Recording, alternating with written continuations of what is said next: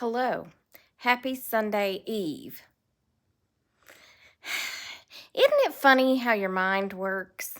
It just works in mysterious ways. You know, people say something and it triggers the memory, which then triggers another memory, which then triggers another memory, and you're just like, oh. And my boss is like, oh, hold on. Hold on. Oh, stop it. Hold on. And my boss is like, you don't remember doing that last week? And I'm like, no. But I remember what I had for lunch in 3rd grade and who I sat next to. Does that count for something? I don't remember that last week, though. No, I don't. So, I've had a lot of memories triggered pretty much today, I think. Yesterday and today. So the first memory that was triggered, I don't know, it's when we went to lunch yesterday for my dad's birthday, and it was my niece or her, I think it might have been her mom. Somebody was talking about my niece's dog. My niece has a corgi named Mochi. And Mochi is the cutest thing ever, okay? But she loves water. And she, apparently would jump in the shower with you, right? Well, this triggered a memory. I like to tell y'all where I go, where I come from and where I go. So here's where we're going. The year was about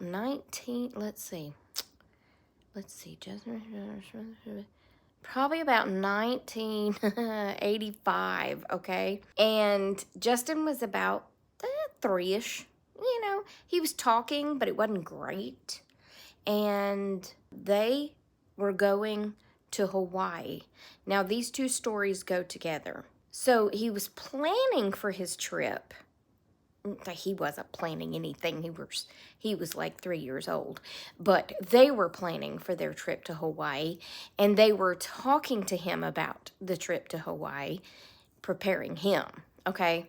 And he would say, Hawaii. I'm going to Hawaii. That's about how well he could say Hawaii. Hawaii. And I'd say, what are you going to do when you get there? And he would say, mow grass skirts. And that is mow grass skirts. Yes, his pawpaw, who was going with him, told him when they got to Hawaii that they were going to mow grass skirts. He didn't really know what it meant, but he just liked saying it.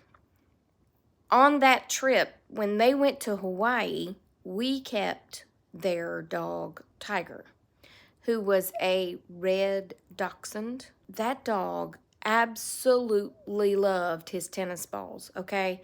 I mean to tell you, that dog loved his tennis balls like no other dog I've ever seen. We would wrap up a can of brand new tennis balls that had never been opened, and he would run in, go under the tree, find the can of tennis balls, bring it out, and tear that paper off of it to get to his tennis balls. He loved them. So as long as he had a tennis ball, he was happy. Well, at that time, we had an in-ground pool. So Tiger would lay on the edge of the pool, and he would push his tennis ball into the pool, and he would watch it all the way across to the middle of the pool. And then he would dive in the pool, and he would swim over and grab his tennis ball, and then he would swim over to where the ladder was, and he would jump, on the ladder, out of the pool, run back around to where he was laying, and he would nudge his ball back in, and he would start all over waiting and watching for the ball to get to the middle of the pool so he could dive in and do it all over again. When my sister got back from Hawaii, her dog was no longer red. Her dog was more of a strawberry blonde. Oops. She said, what happened to my dog? And I was like, well, it stayed in the pool the whole time you were gone. Melissa's story about Mochi reminded me about Tiger wanting in the pool, but this other story reminded me of how he said, oh, Hawaii. I was Hanging with Pawpaw this morning, and they were going to Daniel's, or Daniel was coming over there. I don't remember. But anyway, Pawpaw said that it was Daniel's turn to cook Sunday dinner, and that they were having Italian.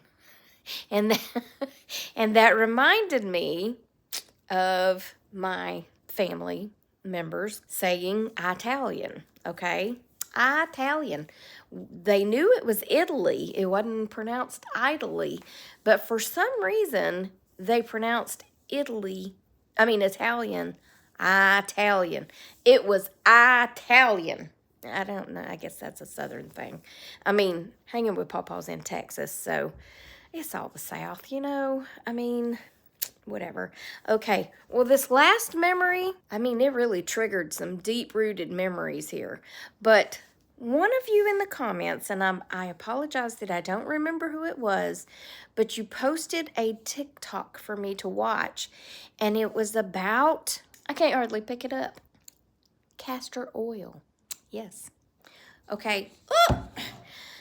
I didn't realize I bought the absolute biggest jar that they had, or whatever. It's 32 ounces. I didn't know I got one that big. But anyway, it's organic and hexane free and all that stuff. And apparently it's magical.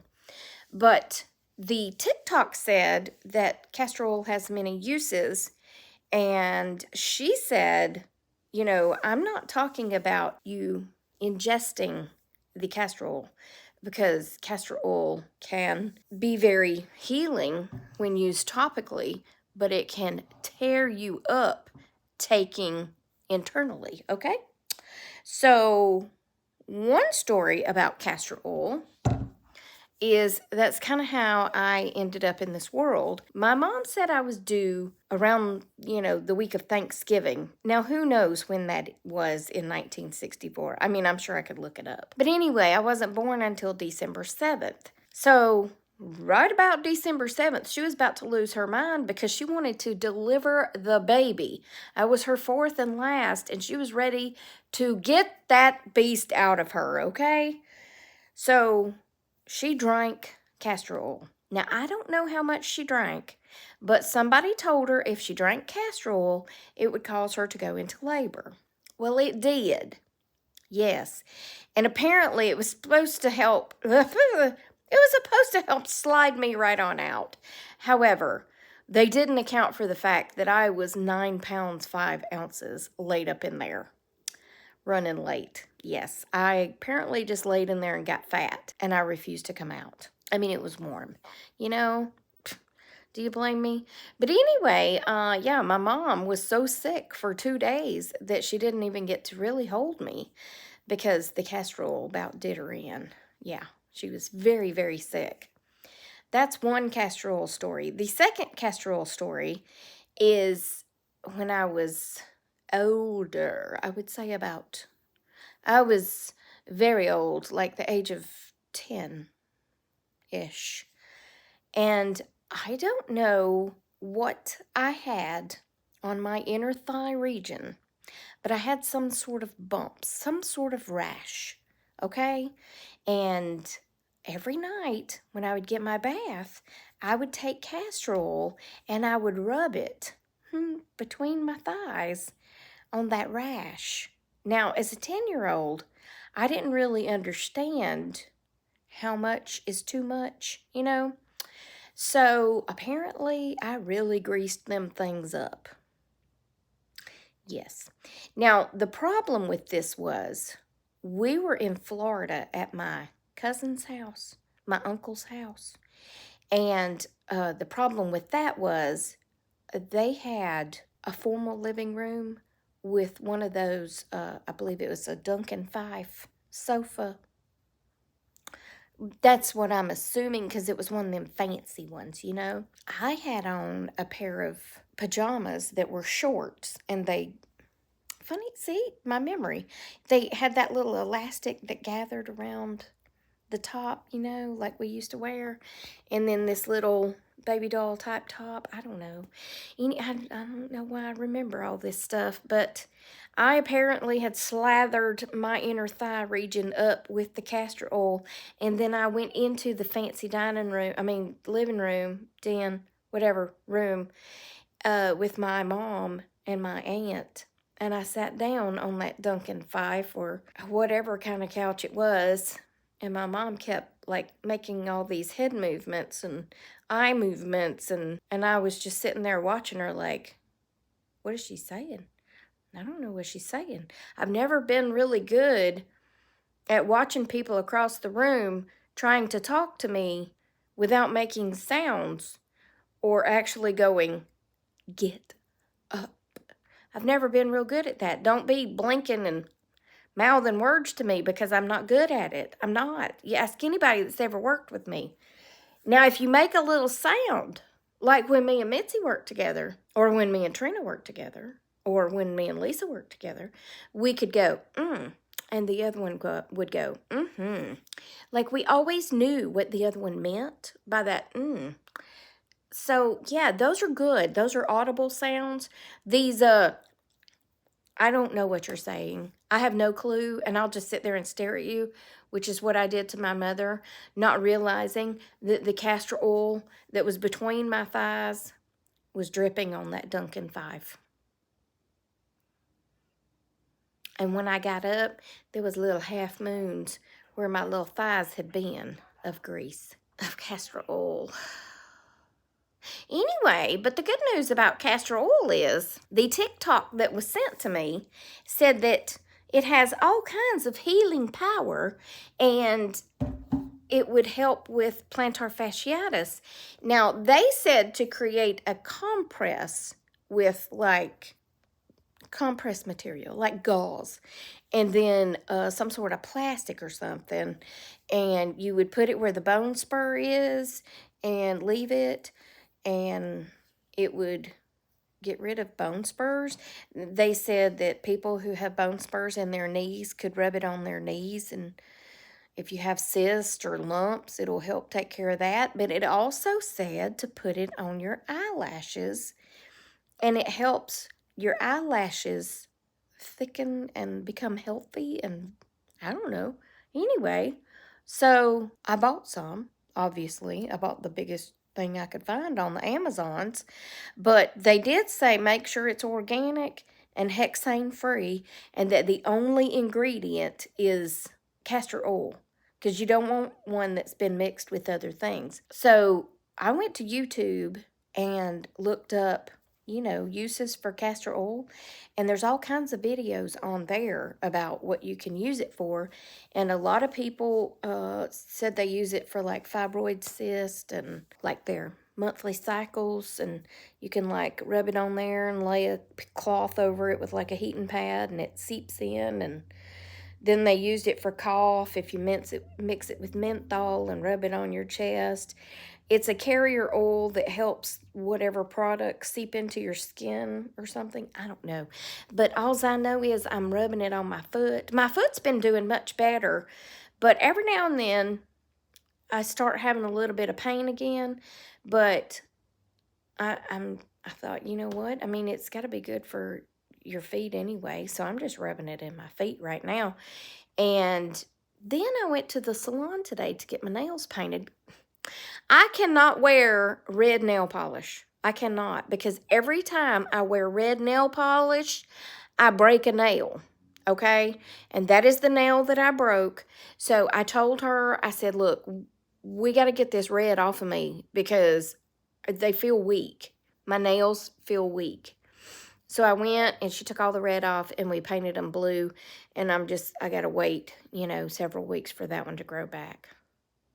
I know that I can't wear red nail polish. I don't know why I had her put it on. But anyway, I thought maybe it wouldn't do it again, but it did.